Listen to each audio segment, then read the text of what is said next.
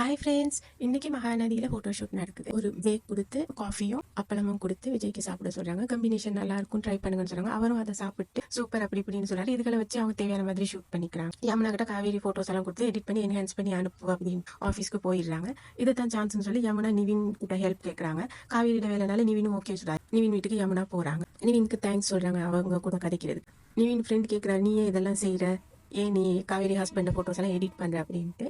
அவர் ஒரு ஜென்டில் என்னோட வாழ்க்கையை திரும்ப மாத்த போறாரு அவர் தானு சொல்றாரு. அவர் வந்து அந்த விஜய் 10 மாசம் வெயிட் பண்ணுங்கன்னு சொன்னதை மனசுல வச்சுட்டு அவரு சந்தோஷமா இருக்கிறாரு.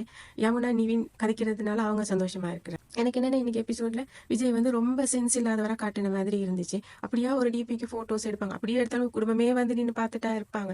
கொஞ்சம் கூட ஒரு சென்ஸ் இல்லாத மாதிரியும், விஜய் வந்து ஒரு கோமாளி மாதிரி காவேரி யூஸ் பண்ணிக்கிற மாதிரியும் இருக்குது. காவேரி அப்பாவை பசுபதி ஏமாத்தினார்னு சொல்லி காவேரி அவ்வளோ கோவப்படுறாங்களே, அவர் படத்துல ஏமாத்தினாரு, அதுவும் நம்பிக்கை துரோகம் செஞ்சாரு. இங்க காவேரியும் விஜயை நம்ப வச்சு ஏமாத்திட்டு தானே இருக்கிறாங்க. அப்ப இது மட்டும் சரி? ராகினி இன்னைக்கு அவங்க அப்பாவை போய் பார்த்து இங்க நடந்த எல்லாத்தையும் சொல்றாங்க. ஸ்பெஷலி அஜய் பத்தின விஷயங்களை சொல்றாங்க. நாளைக்கு எபிசோட்ல வந்து தாத்தா கிட்ட விஜய் சொல்றாரு, காவேரி எடுத்த போட்டோஸ் எல்லாம் நல்லா இருக்கு தாத்தா, இந்த போட்டோ நான் டிபியா வைக்க போறேன்னு சொல்றாங்க. அந்த நேரம் தாத்தாவும் காவேரியும் ஒரு மாதிரி பார்த்து சிரிச்சுக்கிறாங்க. பாப்பா நாளைக்கு என்ன நடக்குதுன்னு. தேங்க்யூ.